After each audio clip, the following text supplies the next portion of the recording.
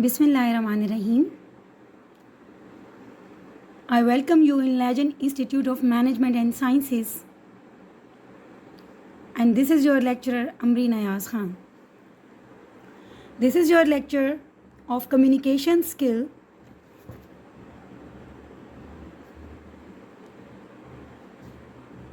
Well, dear learners, today we are going to talk about 7 C's of communication. In our previous lecture, we have been discussing about communication skills. So, what is communication skill? Communication skill is the act or process of using words, sounds, signs, and behaviors to express or exchange information or to express your ideas, thoughts, feeling, etc. to someone else. It can be a formal or informal. Then we discuss about effective communication. That what is effective communication? Effective communication is a process of exchanging ideas, thoughts, knowledge and information such that the process, the purpose or intention is fulfilled in the best possible manner. That is called effective communication. So now we are going to talk about 7 C's, mean 7 characteristics of communication which all commence with the letter C. So what are 7 C's of communication? कौन सी है वो 7 C's? So these 7 C's are, the very first is completeness, second is conciseness, third consideration, fourth concreteness, fifth clarity, sixth one is courtesy, and seventh and last but not least is correctness. So these all are known as the 7 C's of communication. Now we are going to talk about all of these 7 C's one by one separately, and I'll try my level best to explain all these in the best way. So let's get started. Well, the first C is completeness. Completeness means message is complete when it contains all facts the reader or listener needs for the recreation, for the reaction you desire. Mean आपके message में वो तमाम facts मौजूद हों जो किसी भी reader और लिसनर की एक्सपेक्टेशन हैं, उसकी डिज़ायर हैं. कम्युनिकेशन में sender need to assess their message through the eyes of the receiver and to be sure they have included all relevant information. So we have to provide all necessary information over here, then answer all the question जो कि पूछे गए और कुछ extra information भी देनी होगी wherever it is required or needed. In completeness, we have to provide all necessary information, give all the details जो भी necessary है in order to make your message complete and for accurate understanding. One way to make your message complete is by asking 5W question. अपने message को हम complete बना सकते हैं किस तरीके से? अगर हम अपने मैसेज से रिलेटेड 5 क्वेश्चन पूछें, 5W क्वेश्चंस पूछें. Number 1, who, what, when, where, why, and other essentials as how. These are useful for making requests, announcements or other informative messages. कि आपका मैसेज क्या है, किसके बारे में है, ठीक है, कौन इस मैसेज को डिलीवर करने वाला है, कब ये डिलीवर होगा, and what is the purpose behind delivering this message, behind sending that message. Now I'm going to give you an example. To reserve a hotel banquet room, specify the accommodation needed. What, location, where, sponsoring organization, and who mean, इसको हम who बोलेंगे कि कौन है जो कि sponsoring कर रहा है और कौन सी ऑर्गेनाइजेशन है जो स्पॉन्सर कर रही है. व्हेन, उसकी डेट बताएंगे, उसका टाइम बताएंगे. वाई में इवेंट है क्या, क्यों हो रहा है, एंड अदर नेसेसरी डिटेल्स के how mean how it is going to be executed. Then second C is conciseness. Conciseness is saying what you have to say in fewest possible words without sacrificing other C quality. A concise message is complete without being wordy. Mean short but brief, precise. That is known as concise. यानी कि अपने एक ही word को हम limited, अपने message को limited words में इस तरह उसको एक्सप्रेस करें कि उसमें कोई भी इम्पोर्टेंट पॉइंट आपका मिस ना हो. अ concise message saves time and expenses for both sender and receiver.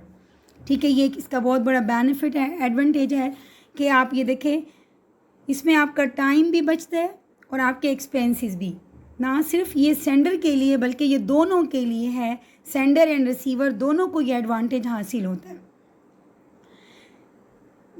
Then conciseness contribute to emphasis by eliminating unnecessary words. You let important ideas stand out.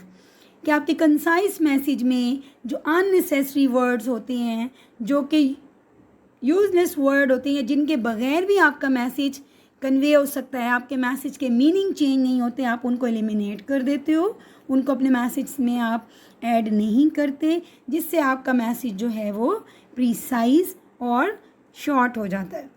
When combined with you view, concise messages are more interesting to the recipients. ठीक है, जब आपका message concise होता है तो आपका receiver, आपका listener जो है उस मैसेज में अटेंटिव भी होता है, फोकस्ड भी होता है. Conciseness include eliminate wordy expression, include only relevant material and avoid unnecessary repetition. ठीक है, इसमें आपने रेपिटिशन से अवॉइड करना है, सिर्फ रेलेवेंट मटेरियल को ही इंक्लूड करना है, और जो वर्डी एक्सप्रेशंस हैं, इनके एक ही बात को बढ़ा चढ़ा कर बहुत सारे वर्ड्स को यूज़ करके एक्सप्रेस करना, उससे भी हम अवॉइड करते हैं. So I am going to give you some of the examples कि किस तरह से हम एक वर्डी एक्सप्रेशन से अवॉइड कर सकते हैं. Use single word substitute instead of phrases without changing meaning. So here are some examples. So in due course, ठीक है, जिसको आप कंसाइज वर्ड में कह सकते हैं soon. Please find attach the list you requested. So concise word में ये क्या होगा, the list you requested is attached. ठीक है, इसमें वर्ड एक्सप्रेशन हमने एलिमिनेट कर रहे हैं. Then she brought desk that are of executive type. So concise में ये क्या बनेगा, she brought executive type desk. ठीक है, ये वाली जो हमारे पास एग्जाम्पल्स हैं ये सारी आपके पास कंसाइजनेस की एग्जाम्पल्स हैं. Here is another examples. We hereby wish to let you know that our company is pleased with the confidence you have reposed in us. So now this example is full of wording expression. इसको हम concise कैसे कर सकते हैं, I am giving you the answer over here. We appreciate your confidence. Other than using so many words, you can express your idea, you can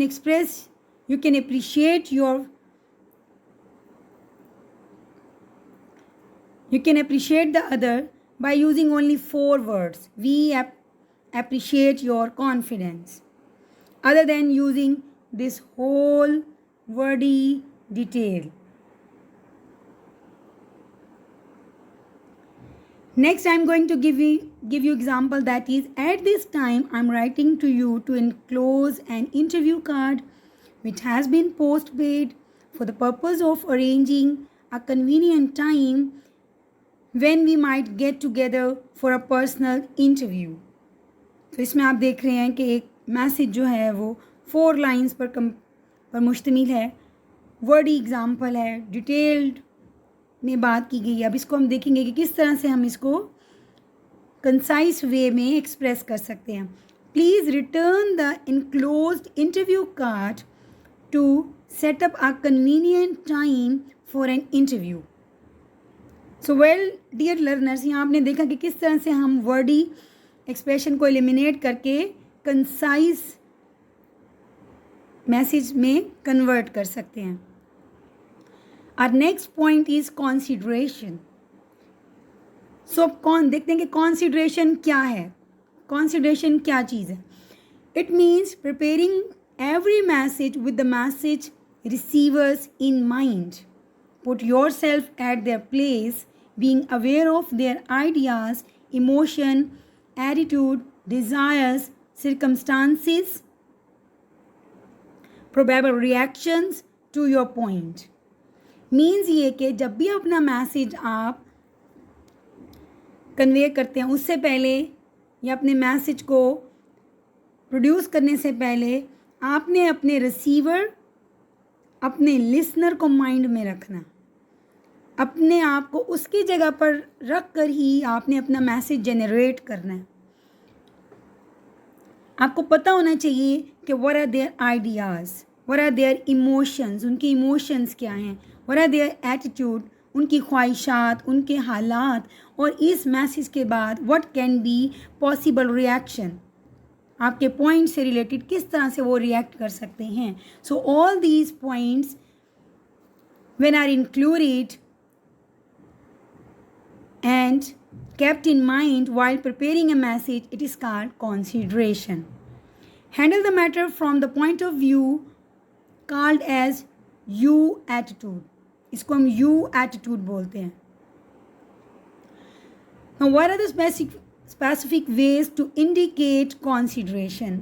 So इसमें मैं आपको कुछ टिप्स बताऊंगी कि किस तरह से आप अपने मैसेज को इंडिकेट एक कर सकते हैं कंसिडरेशन के लिए. Means the very first is कि इसमें आपने फोकस करना है, focus on you instead of I and we. ठीक है. Show audience benefit and interest in the receiver. Emphasize positive pleasant facts, कि आपने जिन पर एम्फेसिस करना है वो पॉजिटिव और प्लेजेंट फैक्ट्स होने चाहिए.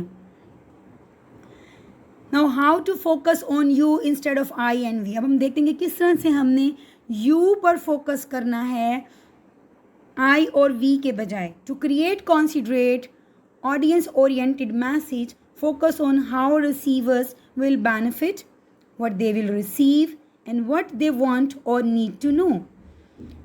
सो here is an example.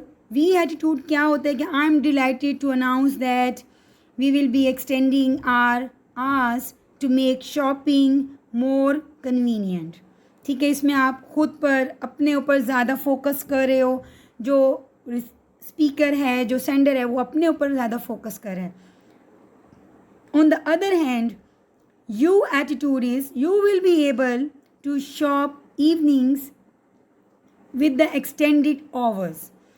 So here in this message, that is an example of consideration. You mean, जो वर्ड यहाँ पे यू यूज़ किया गया है, मीन कि आपका जो लिसनर है, जो आपका रिसीवर है, उससे रिलेटेड मैसेज जो है वो उसके बेनिफिट को माइंड में रखते हुए मैसेज जनरेट किया गया है, मैसेज क्रिएट किया गया है. मीन्स कि आपका मैसेज जो है वो ऑडियंस ओरिएंटेड मैसेज है. So next we are going to talk about concreteness. Concreteness means being specific, definite and vivid rather than vague and general. Use denotative words, means dictionary based or direct rather than connotative words. Means ideas, notion suggested by or associated with the words. तो आपने direct words, direct ideas use करने हैं instead of using indirect ideas. इसके benefits क्या होंगे हम देख लेते हैं कि receivers know exactly what is required और डिज़ायर्ड, कि रिसीवर को पता होता है कि मुझे किस चीज़ की ज़रूरत है, मेरी क्या जो एग्जैक्टली जो है वो मेरे ऑडियंस की, मेरे लिसनर की क्या ख्वाहिश है, क्या रिक्वायरमेंट है, what are the needs, and it increases the chances that the message will be interpreted the way sender intended, कि जिस तरह से सेंडर की ख्वाहिश है, जो उसका इरादा है, जो उसका पर्पज़ है, उसके अकॉर्डिंग ही मैसेज जो है वो इंटरप्रेट होगा. ये इसका एक बहुत इम्पॉर्टेंट बेनिफिट है. And the next benefit is that more vivid and interesting, कि आपका मैसेज जो है वो बहुत ज़्यादा विविड हो जाता है, क्लियर हो जाता है और इंटरेस्टिंग भी होता है आपके लिसनर के लिए, आपकी ऑडियंस के लिए. Now how to use specific facts and figures. In order to use exact and precise statement or a figure instead of a general word to make your message more concrete, so I'm going to give you some example over here कि इसमें आप देखेंगे किस तरह से एक वेग general indefinite message है कि student GMAT scores are higher. एक कंक्रीट और प्रिसाइज वे में हम क्या कह सकते हैं, इसको किस तरह से इलाबोरेट कर सकते हैं, that in 1999 the GMAT scores average 600, by 1997 they had risen to 610. Now you have to put actions in your verbs. आपने अपने verbs के साथ actions को ऐड करना है. That is called put action in your verbs. Use active rather than passive voice. ठीक है, आपने कोशिश करना है कि अपने सेंटेंसेस में एक्टिव वॉइस सेंटेंसेस को यूज़ करें other than passive voice sentences. Why, इसका क्या बेनिफिट है, क्यों इसको हम यूज़ करेंगे? Because it shows life in a sentence when a subject acts, कि जब भी कोई सब्जेक्ट एक्ट कर रहा होता है, ठीक है, जब एक्टिव होता है हमारा सब्जेक्ट एक एक्टिव सेंटेंस में, एक्टिव वॉइस में, तो हमारा जो सेंटेंस है वो ऐसा लगता है कि उसमें लाइफ है, that is full of energy. Active verbs क्या होते हैं, ज़्यादा स्पेसिफिक होते हैं, जैसे कि a dean decided, than a decision has been made by a dean. ठीक है, so a dean decided, it shows life in this sentence. Personally हम इसे यूज़ करेंगे as you will note rather than it will be noted. Concise में हम देखेंगे the figure shows rather than it is shown by figures. Empathetic में हम कैसे use करेंगे, student held a contest rather than a contest was held by the student. Our next point is clarity. Clarity means getting the meaning from your head into the head of your reader. कि आपके message का जो meaning, जो interpretation आपके mind में हो, same as it is that meaning and that interpretation would be in the mind of your reader or your listener after getting your message. Accurately mean it is a purpose of clarity. ठीक है, अगर बिल्कुल accurately वैसे का वैसे ही interpret हुआ है, जो मीनिंग, जो मैसेज जिस तरह से आप कन्वे करना चाह रहे थे या जिस तरह से आप समझाना चाह रहे थे अपने लिसनर को, अगर एज इट इज़ वैसे ही कन्वे हुआ है, दैट इज़ क्लैरिटी, कि वो आपका मैसेज बिल्कुल क्लियर है, उसमें कोई एम्बिग्यूटी नहीं है, कोई भी कन्फ्यूजन नहीं है. Now what are the ways to indicate clarity. वो कौन से तरीक़ेकार है जिनकी मदद से हम क्लैरिटी को इंडिकेट कर सकते हैं, यूज़ कर सकते हैं अपने मैसेज में. The very first is choose precise, concrete and familiar words. ठीक है, आपके जो वर्ड्स होने चाहिए वो प्रिसाइज हों, जैसे कि पीछे हम डिस्कस कर चुके हैं, कंक्रीट हों और फेमिलियर हों. ऐसे ना वर्ड लगेंगे लगे जैसे वो किसी कोई एलियन वर्ड्स हैं या जो बच्चों ने या आपके लिसनर ने कभी सुने ही नहीं हैं. Construct effective sentences and paragraph. आपके पैराग्राफ और सेंटेंसेज में जो भी आप कम्युनिकेट कर रहे हैं वो इफ़ेक्टिव होना चाहिए. उसके लिए आप मेरे प्रीवियस लेक्चर में जो हम डिस्कस कर चुके हैं अबाउट इफ़ेक्टिव कम्युनिकेशन, उसको आप अगेन जो है वो सुने और देखें कि उसमें किस तरह से आपने अपने सेंटेंसेस को इफ़ेक्टिव बनाना है, अपने पैराग्राफ्स को, अपनी कम्युनिकेशन को इफ़ेक्टिवली कंस्ट्रक्ट करना है। So here are some of the examples के फेमिलियर वर्ड क्या होते हैं, आफ्टर, ठीक है, और प्रीटेंशियस वर्ड क्या होंगे, सब्सिक्वेंट। होम है तो उसके लिए डोमिसाइल का वर्ड यूज़ हो रहा है, ठीक है। फॉर एग्जाम्पल ईजी लिखा हुआ है तो फेमिलियर वर्ड आप यूज़ करें, फॉर एग्जाम्पल लिखें, ठीक है। स्टेटमेंट फॉर पेमेंट है तो आप उसको इनवॉइस बोल दें। Our next point is courtesy. Courtesy mean not only aware of others' perspective but feelings. कि ना सिर्फ आपको दूसरे के पर्सपेक्टिव का पता हो बल्कि उनकी फीलिंग्स, उनकी इमोशंस भी आपके माइंड में हों जब आप अपने मैसेज को कंस्ट्रक्ट कर रहे हों। Courtesy stems from a sincere you attitude. ठीक है, ये बात आपने माइंड में रखनी है कि इसमें यू एटीट्यूड को ही हमने फोकस करना है। Show respect and concern for others, आपके मैसेज में दूसरों के लिए रिस्पेक्ट होनी चाहिए, कंसर्न होना चाहिए। And always consider your audience, अपने ऑडियंस को माइंड में रखते हुए ही आपने अपना मैसेज जनरेट करना है, अपना मैसेज को क्रिएट करना है कि आपकी ऑडियंस कौन है, किस कैलिबर की है, उनका मेंटल कैलिबर कितना है, उनका एज ग्रुप कितना है, ठीक है, उनका बैकग्राउंड, एजुकेशनल बैकग्राउंड या सोशल बैकग्राउंड क्या है। ये सब चीज़ें अपने माइंड में रखते हुए ही उनकी रिस्पेक्ट को माइंड में रखते हुए, उनके कंसर्न को माइंड में रखते हुए अपने मैसेज को प्रिपेयर करना है। कर्टिसी की एग्जांपल है कि अगर देखें टैक्टलेस या ब्लंट है, और दूसरी तरफ मैं आपको दिखाऊंगी कि यहाँ पर जो है वो मोर टैक्टफुल मैसेज है। Stupid letter I can't understand any of it, ठीक है। आपने किसी को एग्जांपल दे, इसमें देख लें, आप रिस्पेक्ट नज़र नहीं आ रही, बड़े टैक्टलेसली और ब्लंटली आपने जो वो अगर इस तरह का मैसेज कर रहे हो तो ये होगा। टैक्टफुल वे में आप इसको कैसे करोगे कि कर्टिसी भी रहे, it's my understanding that I did not get what you mean, कि आपने बड़े ही शाइस्ता अंदाज में, बड़े ही पोलाइटली उसी नेगेटिव बात को पॉजिटिव वर्ड्स में कोट करके आपने यहाँ पर प्रेजेंट कर दिया। सेकेंड एग्जाम्पल देखते हैं, clearly you did not read my latest facts. अब इसको हम बड़े पोलाइटली वे में किस तरह से बोलेंगे, some time my wording is not precise, let me try again. Here's another example, I rewrote that letter 3 times, the point was clear. I'm sorry, the point was not clear, here is another version. So this is the more tactful, full of respect and courtesy message, कि जिसमें आप अपने message में इस तरह की कोई बात इस अंदाज में करेंगे कि आपका रिसीवर, आपका लिसनर जो है वो माइंड ना करे, उसे ये फीलिंग ना आए कि मेरी रिस्पेक्ट नहीं की गई। So now we are going to talk about correctness. Correctness क्या होती है?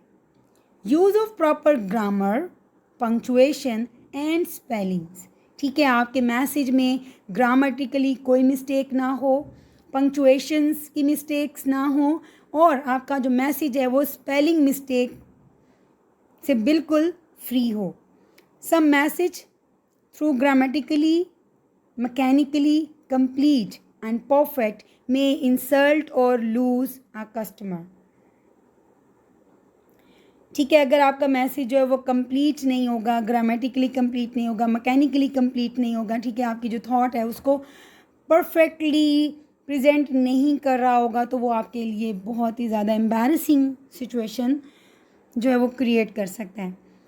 So use the right level of language, आपने अपने लैंग्वेज का बिल्कुल करेक्ट, एक्यूरेट, राइट लेवल को ही यूज़ करना है। Check accuracy of your figures, facts and words, अपने वर्ड्स को आप और अपने फैक्ट्स और फिगर को जो आप कन्वे कर रहे हैं, जो आप एलाबोरेट कर रहे हैं, उसको चेक कर लें कि उसमें किसी भी किस्म की कोई भी रॉन्ग फिगर ना आ जाए, रॉन्ग कलेक्शन ना आ जाए। Maintain acceptable writing mechanics. Use the right level of language. Language की जो है वो 3 लेवल्स हैं, ठीक है। आपने अब right level of language use करना है। तो अब हम देखते हैं कि वो कौन से 3 लेवल्स हैं जिसमें आपने इनको देखना है। The very first is formal, informal and सब स्टैंडर्ड। ठीक है, आपने अपनी लैंग्वेज को इन 3 राइट लेवल के अकॉर्डिंग लेके चलना है, keeping in mind your audience. Formal setting है तो आप फॉर्मल में चलेंगे, ठीक है। इनफॉर्मल है तो आप इनफॉर्मली ही अपने मैसेज को, अपनी कम्युनिकेशन को कंटिन्यू करेंगे, और इसी तरह ही सब स्टैंडर्ड लेवल को आप फॉलो करेंगे। So writing style for each level is different.